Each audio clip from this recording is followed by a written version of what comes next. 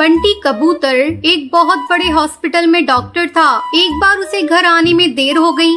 आज वो ऑपरेशन बड़ा ही क्रिटिकल था, बहुत समय लग गया। माँ घर पर मेरा इंतजार कर रही होगी।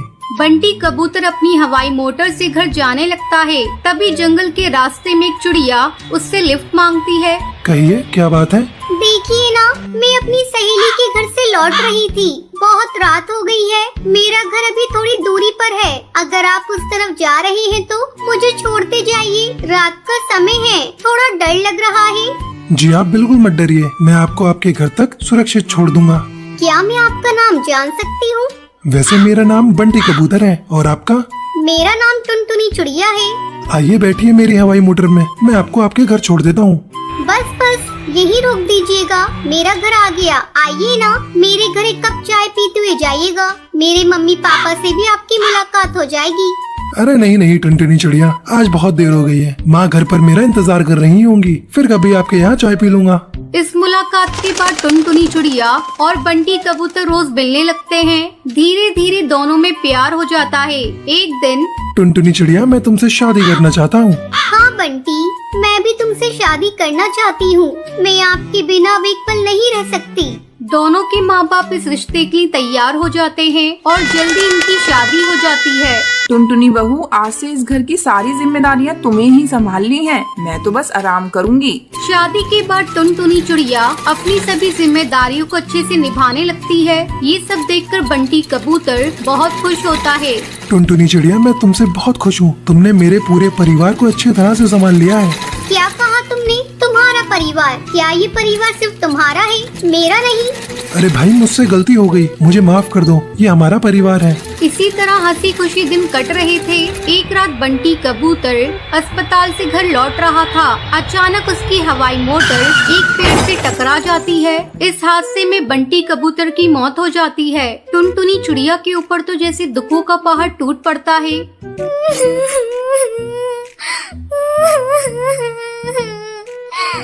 बंटी, मुझे भी अपने साथ क्यों नहीं लेते गए? बंटी, तुमने तो मेरे साथ जीवन भर साथ निभाने की कसमें खाई थी, फिर तुम अकेले क्यों चले गए? तुम्हारी बेटी भी अनाथ हो गई। अब ये पापा किसे कहेगी? बंटी कबूतर, आप इतनी जल्दी मेरा साथ छोड़कर चले जाएंगे? मैंने ये नहीं सोचा था।